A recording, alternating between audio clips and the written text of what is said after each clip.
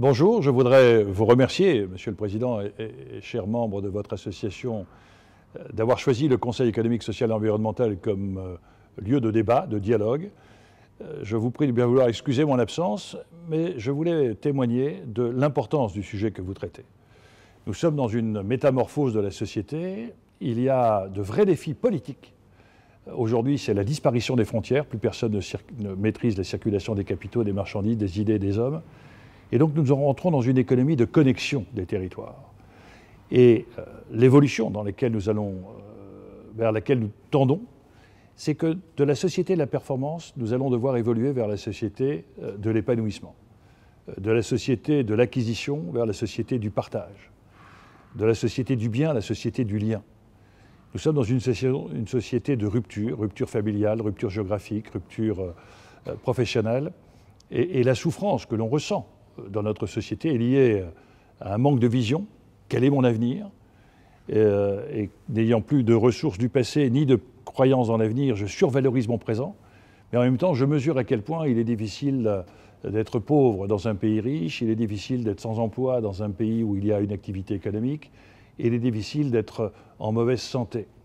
Et tout le sens de la performance économique, de la performance des territoires, c'est de concilier l'épanouissement des individus, l'équilibre des individus.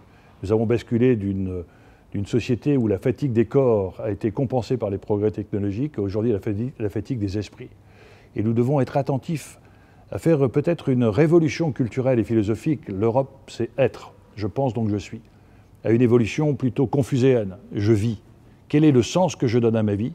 Quels sont les équilibres que je dois mettre en œuvre pour réussir ma vie? Et l'on voit bien que c'est ce que nous disent les jeunes. C'est peut-être moins le salaire que le sens. Et c'est peut-être un équilibre physique qui assure mon équilibre psychique parce que j'aurai peut-être moins d'acquisition. Mais comment être plus heureux avec une croissance faible? Et ceci concerne bien évidemment la santé des corps, la santé des esprits et les liens. Il ne peut pas y avoir d'homme heureux dans un univers malheureux. Et aujourd'hui, si l'homme économique est mondial, il n'y a plus de frontières, l'homme social est local. Et il y a une lourde responsabilité pour les élus locaux. Il ne s'agit pas de maîtriser ou de gérer des murs, des kilomètres. Il s'agit de créer des espérances individuelles pour pouvoir rebâtir des espérances collectives. S'il n'y a pas d'espérance des territoires, il y aura de la place pour celles et ceux qui géreront les peurs ou qui alimenteront la tentation de quitter le système dans l'économie souterraine ou dans une économie plus conflictuelle. Donc nous voyons bien que votre débat sur comment faire en sorte que chacun soit acteur de sa vie et non pas consommateur d'une institution, que chacun soit créateur de son histoire et non pas spectateur de sa vie et de son histoire.